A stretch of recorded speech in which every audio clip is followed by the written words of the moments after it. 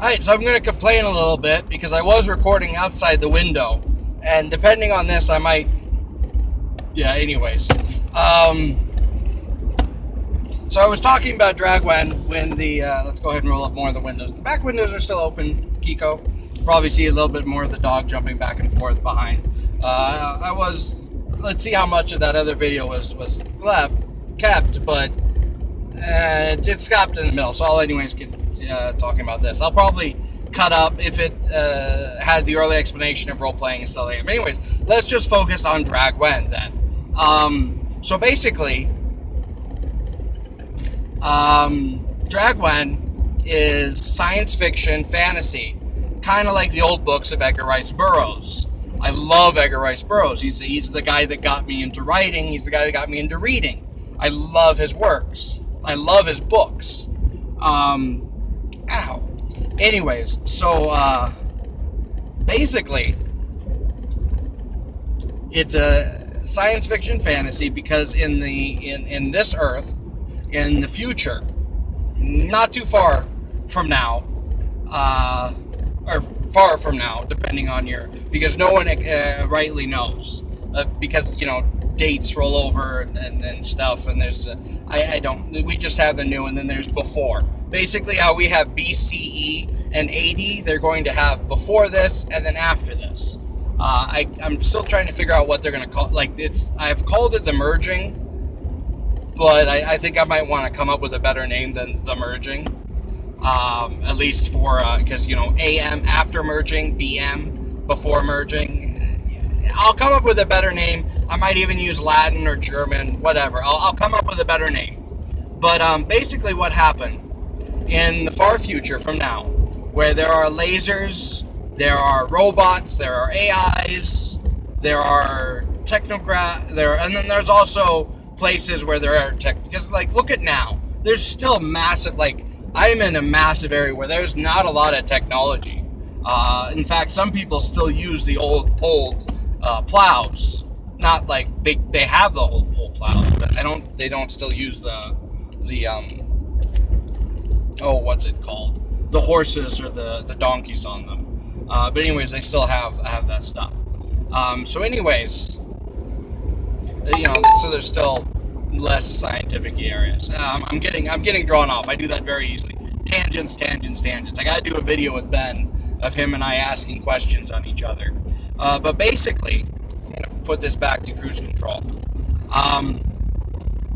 What happens is has an explanation for all the different mythologies of the world. There are different parallel worlds where the Fae do exist, where the Cloud People of North America exist, where the Hawks, where the magical floating cities of awesome death of India exist. I mean, oh my goodness, you want some fun, look up some old myths for the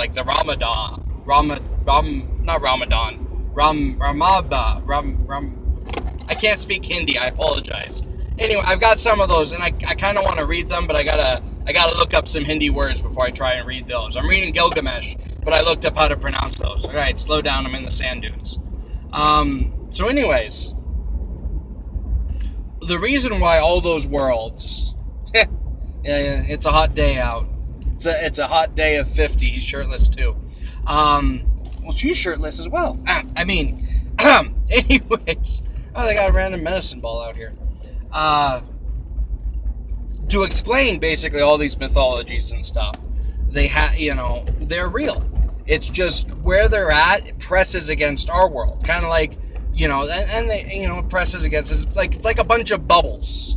A bunch of bubbles where they press against each other, and so they share this little tiny bit where they can flow a little bit back and forth between it. And so all these bubbles press and share with each other in a massive conglomeration of bubbles.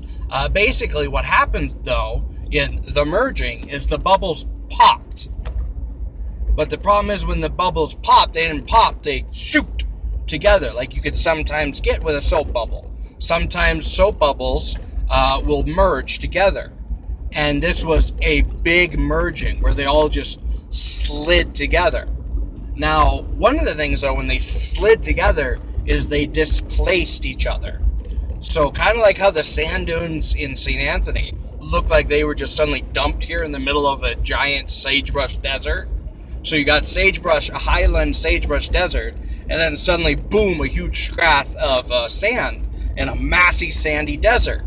And it's kind of like that, although, you know, you like in the middle of New York, you suddenly have a massive elven forest.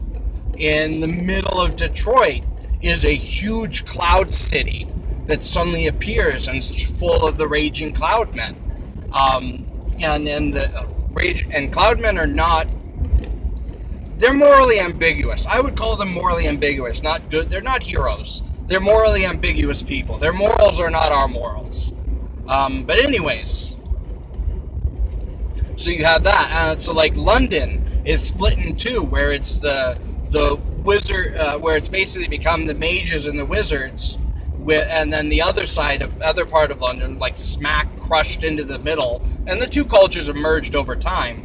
Is the crystallines, the crystal magic and the high crystalline energy magic. But anyways, and so all this different stuff happened, and of course it was apocalyptic, because suddenly there's a volcano in the middle of a forest, and suddenly there's a whole bunch of people that don't speak our language that are right there, and they don't know what's happening, and we don't know what's happening. They think they're being invaded by us. We think that we're being invaded by them, because our world's all smashed together, like huge swaths of it just disintegrated. And so everything is messed up and everything is different. And then over the years, society has settled down. Languages have reformed. People have reformed. Cultures have formed up and created. Trade has started to happen again. Stuff like that. And the merging has now become a myth. It started to become a legend, a myth, something that may have happened, but it was a long time ago, and it doesn't really matter. So you children don't need to worry about, or it's like said that, it's like, be careful or the world will slip, children, and you'll slip between the cracks and disappear forever. Little stories like that. It's basically what the world has become. And so that's how this world is taking place. So you have, like the old worlds of Edgar Rice Burroughs, where you have science and magic sitting next to each other seamlessly. And they, because they both can work very easily, actually, in the same world. And so that's the world that DraGwen takes place in. Is hundreds of years, well, not quite 100, but yeah, hundreds of years after this incident. And hundreds of years after this incident, we're coming back to deal with it. And that is where DraGwen takes place. And I want each book to basically be its own story. So you don't have to grab, so you can start anywhere you want. So like DraGwen and the Jungle of the Bat Babies. DraGwen's just going to be the name of the world, kind of like Dragonlance. And so it's going to be like Dragon, the Jungle of the Bat Babies, or Dragon in the Wizard's Clutches, Dragon and the Technocracy's Evil, stuff like that. And it's going to be a bunch of short stories where you can just grab any of them, just like Dragonlance books. You can grab any of them and read them. And each one is fun, like reading The Black Wing. You can read The Black Wing and it's still a fun book. But if you've read some of the other books, it starts to, they start to flow together, and more of the world and the history and the lore start to become apparent. And that's what I want. And heck, I even want different writers in it. I want this to be a world. I don't want it to be just me, which is why I'm going to, is why I am making an open license for DraGwen. You can't take it, you can't claim it, you can't make it so I can't write the world anymore. But you can write in the world. And heck, you can keep the money. I don't care. You can keep the money. Use the title. What have you. It's like Tarzan. Like Conan. How many people have written for Conan? Now, technically, the publishing company owns Conan. So I guess if I were to ever form a publishing company, then whatever. And I might. I don't know. Let's see if I make any money doing this. I'm not going to quit my day job. Yeah, that's a joke. That's a joke. If you listen to any of my other videos, that's a joke. Well, kind of. I am a blacksmith. It's the only way I can make money now, right now. But, wow, it's raining pretty hard. So, yeah. That's basically my idea for DraGwen. 11 minutes. That's not too bad. So, I'm hoping to get this. I'm started writing already.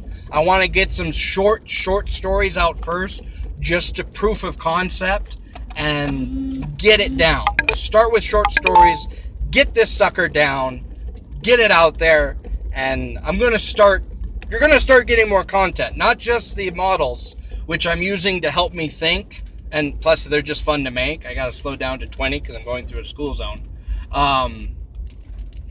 I drove quite a ways. I drove in a massive loop. I'm now going through Parker, and then I gotta go out, so it's still quite a ways to home. I've mainly came here to play some Pokemon Go. If you want my Pokemon Go number, I'll link it below. Why not? Why the heck not? But anyways, yeah, it's on Twitter. Follow me on Twitter, at Joe the Masks. Send me emails of stories you want me to read or any questions or what have you. At Joe the Masks at gmail.com. It's all one word, no capital letters, just JOEOFTHEMASKS. Joe the Masks. All one word. I know I made it when I was in elementary school, but it served me well. I've never ran into anyone else who's had it. So yeah, heck, that's even how you'll get a hold of me on Xbox One, my Xbox account. So you type in Joe the Masks, chances are it's gonna be me. So thank you for watching, thank you for listening, and I'll talk to all you beautiful people later.